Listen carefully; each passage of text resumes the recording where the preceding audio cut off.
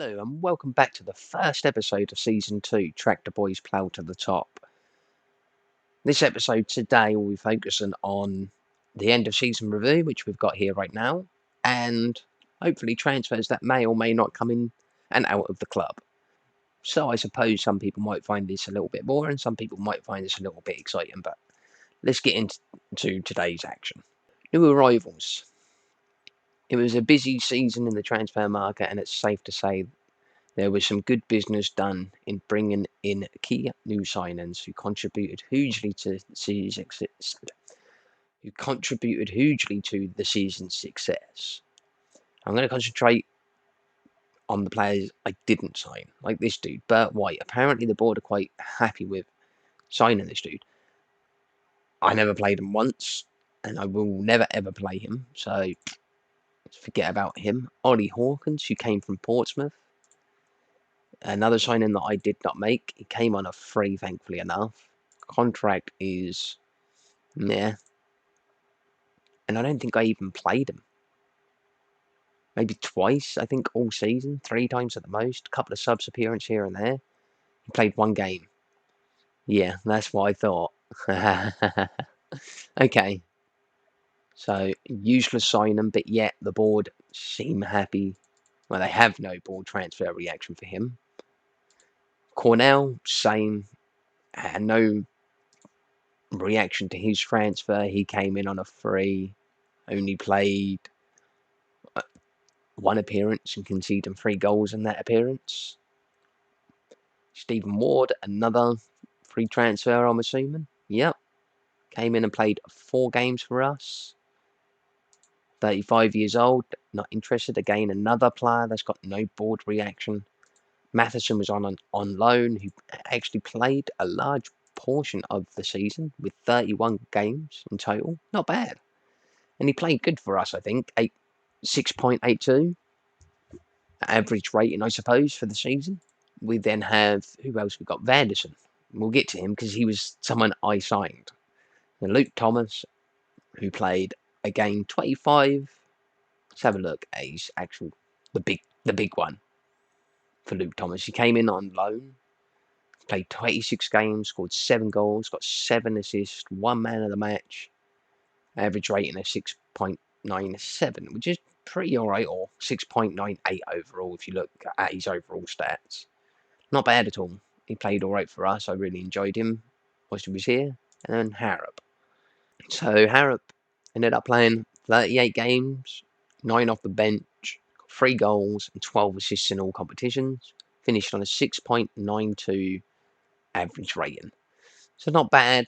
I mean, I would have expected a lot more goals and assists from a cam player, but there we go. Not to be.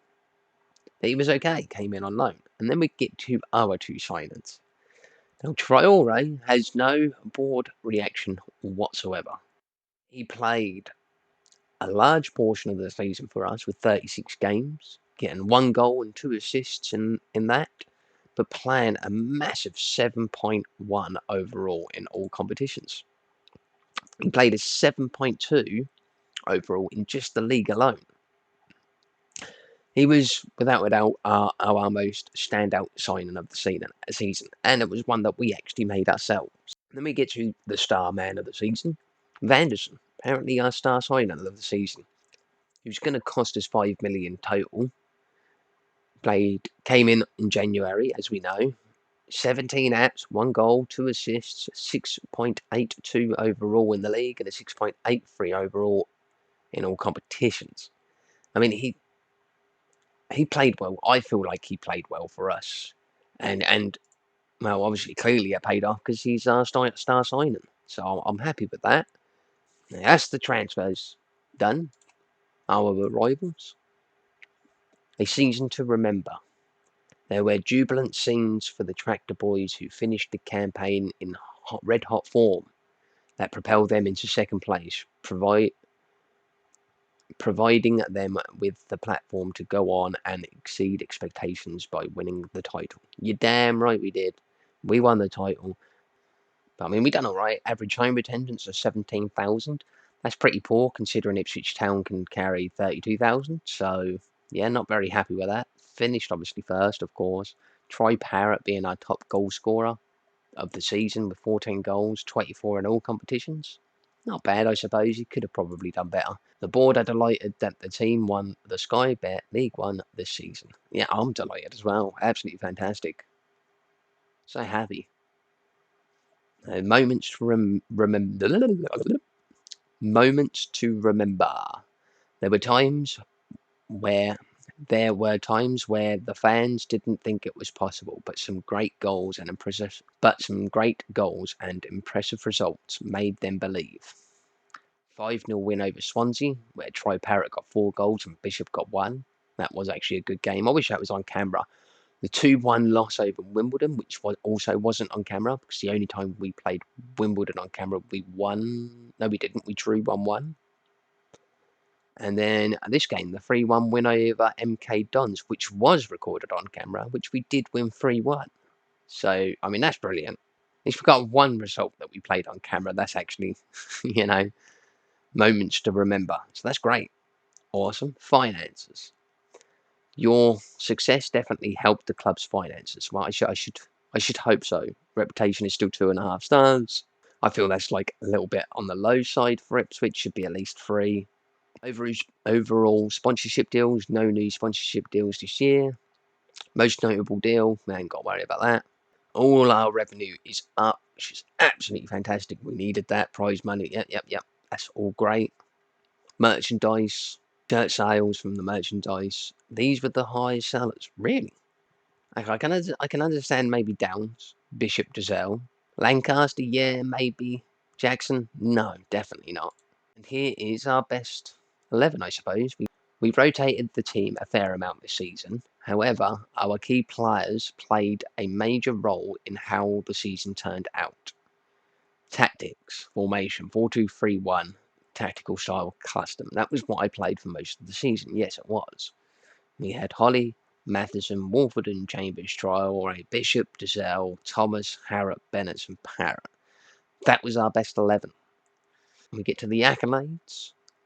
Your hard work and effort paid off on the pitch, and such a feat didn't go unwarranted at our end of season award ceremony. Manager awards, Bob Oldman, Sky Bet League One Manager of the Month for November. That's all I got. Club awards, Fans Player of the Season, Wolferton. Yep, Young Player of the Season, Wolferton. Signer of the Season, Vanderlaan. Goal of the Season, Norwood. Top goal scorer, Parrott. Most assists, Bennett. I might try and get Bennett again. Unknown. Competition awards. Apparently we got no competition rewards, but we won League One. Record breakers. Most assists by a player in a season, 13. Bennett. Most clean sheets by a player in a single season, 23. Tom Holly got 23 clean sheets. Not bad. Most player of the matches award in a season, 7. Tom Holly. So worst discipline, Mark McGuinness, 9 yellow cards, 2 red cards. I won't be getting him back for next season, that's for sure. Oldest goal scorer, Luke Chambers at 35 years old. So there we go, history in the making. We finished first in the league. Ipswich owe promotion to a rampant spell of form to finish the season.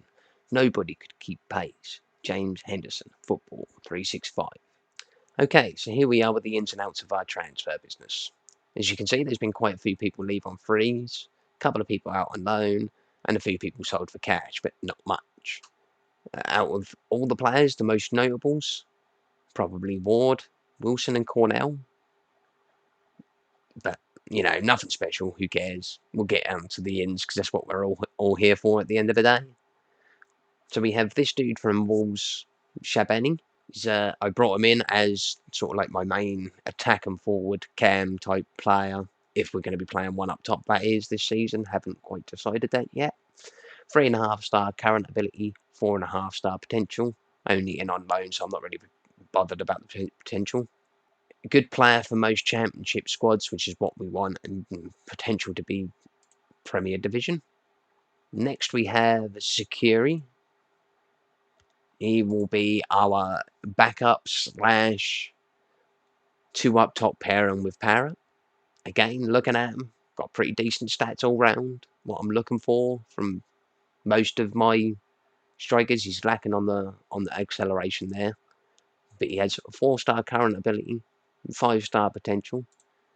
He's again a good player for most championship sides. Has the potential to be a good Premiership player. But that's all we've got in on loan so far. We may look to get others on loan. So we get onto our free transfers. We got Paul Smythe in from QPR, 3-star current ability, 4-star potential. Probably won't make that 4-star potential, but we might be able to get him to be 3.5-star. Pretty decent stats. Obviously, definitely needs work on crossing, composure, and vision. We have a look and see what the reports say. Say that he's a good player for most League One sides, has the potential to be a leading championship player. To be honest, I think he can do. To be honest, I think he can do the job now in the championship. So he will play as much as he'll play as much as I deem. But that's the first free signing. The next free transfer we got was Walton from Brighton. He's a 3.5-star current ability goalkeeper with 4.5-star potential. He's basically our replacement for Holly. He's going to be competing with Holly this season, but no doubt he will probably become our first team goalkeeper. 25 years old, so he's at a decent age, which is great. Definitely capable of playing in the Championship. Has the potential to be a decent Premiership player in the future, which is fantastic. And he hasn't really done much other than on loan at Blackburn and Wigan and just basically being passed around lower leagues on loan. He's with us now permanently, so he'll get to play. Yeah, so the next free signing we had was Josh Ginley.